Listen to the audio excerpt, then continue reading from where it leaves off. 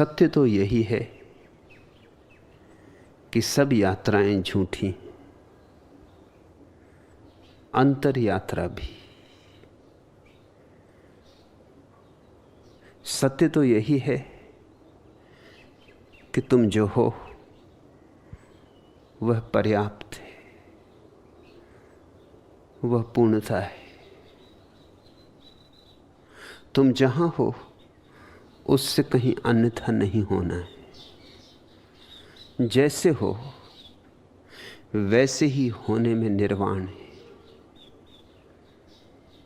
लेकिन इस सत्य को अंगीकार करना निश्चित ही कठिन ही नहीं, जैसा तुम कहते हो असंभव ही है। क्योंकि हमारी सारी शिक्षा दीक्षा यात्राओं के लिए है। हमारी सारी शिक्षा दीक्षा का आधार है आकांक्षा, अभिप्सा, कुछ पाने की दौड़। फिर पाने की दौड़ धन की हो या ध्यान की, भेद नहीं पड़ता।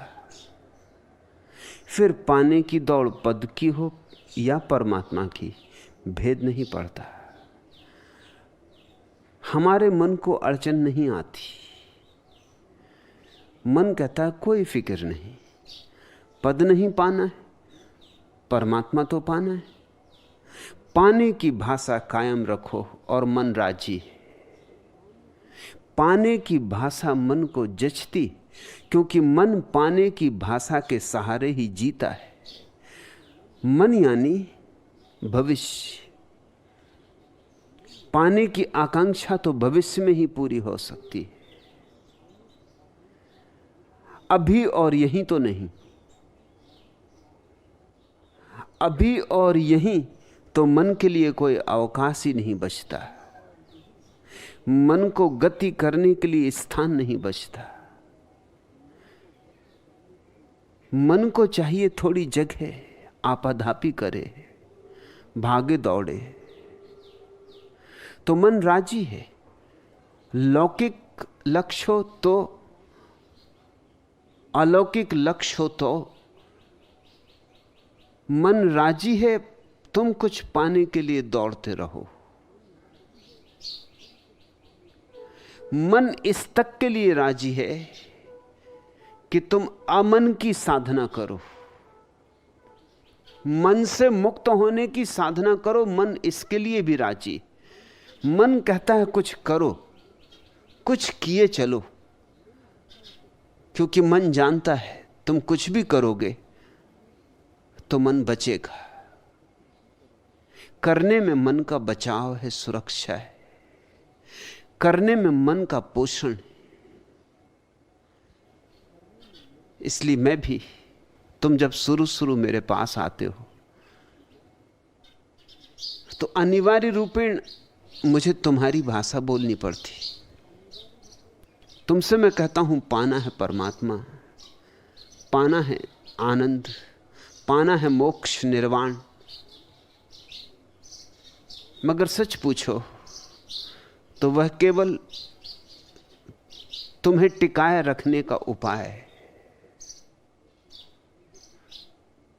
वह ऐसा है जैसे कांटे पर आटा लगा देते मछली को पकड़ रखने को। मछली कांटा तो न ले लेगी, आटे को ले जाएगी।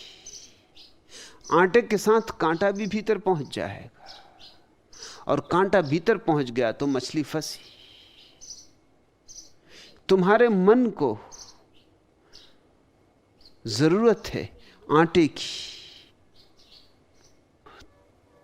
तो सच्चिदानंद की बात करनी होती, परम निर्वाण की बात करनी होती, उस अलौकिक महासुख की जो तुम्हारी प्रतीक्षा कर रहा है, उस सत्य की जो बहुत दूर है चांद तारों की भांति। और तुम्हारा मन राजी हो जाता है। तुम्हारा मन कहता है चलेंगे, इस यात्रा को करेंगे। तुम्हारा मन इस चुनौती को स्वीकार कर लेता है। वस्तुतः धन पाने वाला, पद पाने वाला इतना ज्यादा मन को राजी नहीं कर पाता, क्योंकि मन चारों तरफ तो देखता है, बहुतों को पद मिल गया, क्या खाक मिला, और बहुतों ने धन पा लिया है, पाया क्या है? आखिर मन अंधा तो नहीं है, चारों तरफ लोगों के जीवन को देखता तो है। इसलिए जब तुम कहते हो धन पाना है, तो मन को वैसी चुनौती नहीं मिलती, क्योंकि चारों तरफ जिनके पास धन है उनको देख के ही मन स्वयं ही अधमरी हालत में हो जाता है, पाके भी क्या करेंगे। लेकिन जब तुम कहते हो ध्यान पाना है, तो मन खड़ा हो जाता है, मन में बल आ जाता है, मन में फिर एक ज्योति जगमगा उठती, मन फिर एक अभियान से भर जाता है। मन कहता है हां, अब कुछ करने जैसी बात मिली, कोई साधारण बात भी नहीं, मैं कोई साधारण आदमी थोड़ी हूं, असाधारण हूं, मैं कोई सांसारिक थोड़ी हूं, धार्मिक हूं। ये सांसारिक लोग तो क्षुद्र चीजों में उलझे हुए हैं, ये क्षुद्र चीजें तो मृत्यु इनसे छीन लेगी। मैं तो पाऊंगा विराट को, मैं तो पाऊंगा शाश्वत को, सनातन को, जिसे मृत्यु भी न छीन पाएगी। गौर से देखना, ये लोभ का बड़ा रूप है, बड़ा सूक्ष्म। तुम्हारे साधु सन्यासी तुम्हें समझाते कि क्या उलझे हो क्षुद्र में,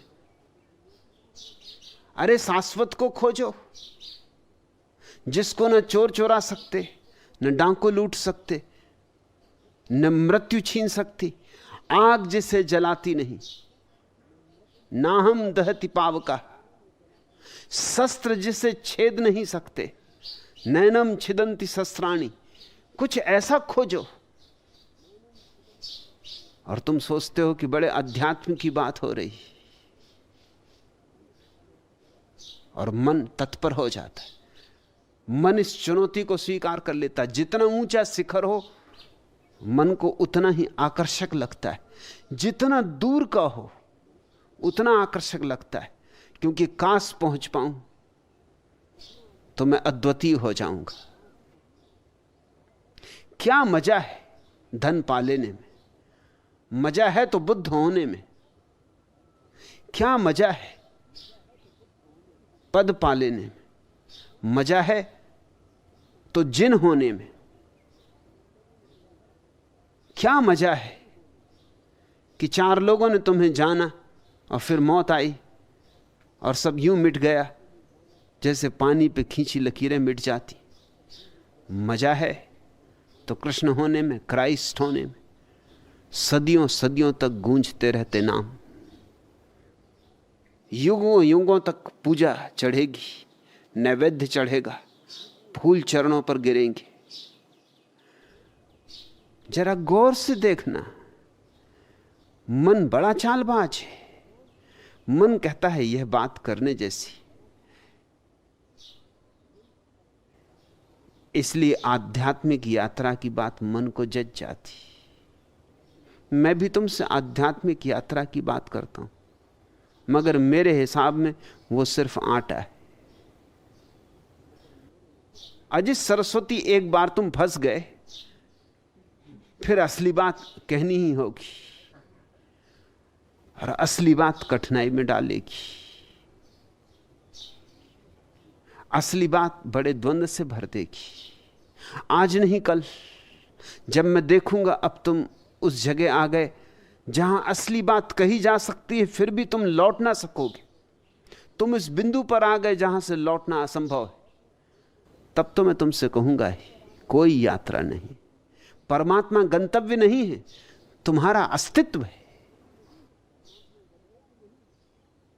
परमात्मा को पाना नहीं है, तुमने कभी खोया ही नहीं। परमात्मा को पाने के लिए कोई उपाय, विधियां, साधनाएं नहीं करनी। उपाय, विधियां, साधनाएं तो उसे पाने को करनी होती जो हमारा स्वभाव ना हो, जो हमसे विजाती हो। हां, धन को पाने के लिए विधि चाहिए, उपाय चाहिए, तरकीबें चाहिए, मार्ग चाहिए, लेकिन परमात्मा तो तुम्हारी अंतर अवस्था है, तुम्हारी आंतरिकता है। तुम कभी परमात्मा से भिन्न न रहे हो, न हो सकते हो। सिर्फ सो गए हो। परमात्मा इतना तुम्हें मिला हुआ है कि भूल गए हो। जब कोई चीज बहुत मिल जाती तो भूल जाती। तुम परमात्मा में ही जिए हो, इसलिए भूल गए हो। परमात्मा इतना निकट है, निकट से भी निकटतर। परमात्मा तुम्हारे प्राणों का प्राण है, इसलिए विस्मरण हो गया है।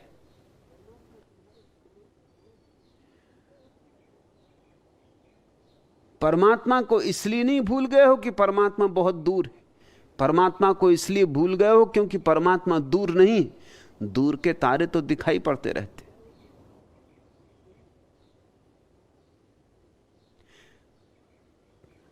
असल में पास जो है वो भूल जाता है। पास जो है वो दिखाई ही नहीं पड़ता। अगर दर्पण में अपनी तस्वीर देखनी हो तो दर्पण के बहुत पास मत चले जाना। दर्पण से बिल्कुल मुंह लगा के मत खड़े हो जाना, नहीं तो कुछ भी ना दिखाई पड़ेगा। जरा दूरी चाहिए, थोड़ा परिप्रेक्ष्य चाहिए, फासला चाहिए, तो ही देख सकोगे। मुल्ला नसरुद्दीन पर एक मुकदमा था अदालत में।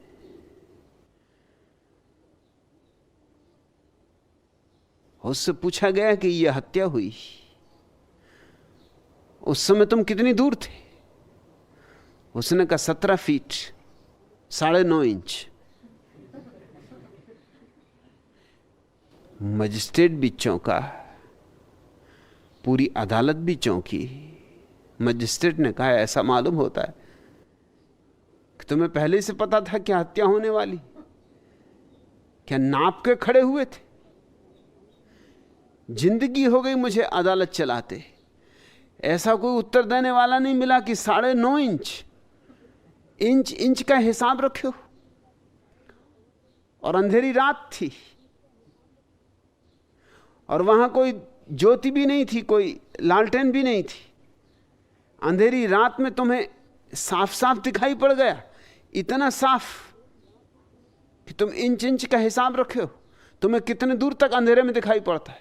नसरुद्दीन ने कहा आप ये ना पूछे, ऐसे तो मुझे रात के अंधेरे में तारे भी दिखाई पड़ते। दूरी की तो आप पूछे ही मत। अमावस की रात में भी मुझे तारे दिखाई पड़ते। तो ये तो कोई ज्यादा दूर की बात न थी। तारे दिखाई पड़ सकते, तारे बहुत दूर हैं। दूर हैं इसलिए दिखाई पड़ सकते। जो बहुत पास है उसे हम भूल जाते। यह मन का साधारण नियम है। जो तुम्हें मिल जाता है तुम उसका विस्मरण कर देते हो। जो दूसरों के पास होता है वो तुम्हें दिखाई पड़ता है, खुद के पास जो होता है वो नहीं दिखाई पड़ता।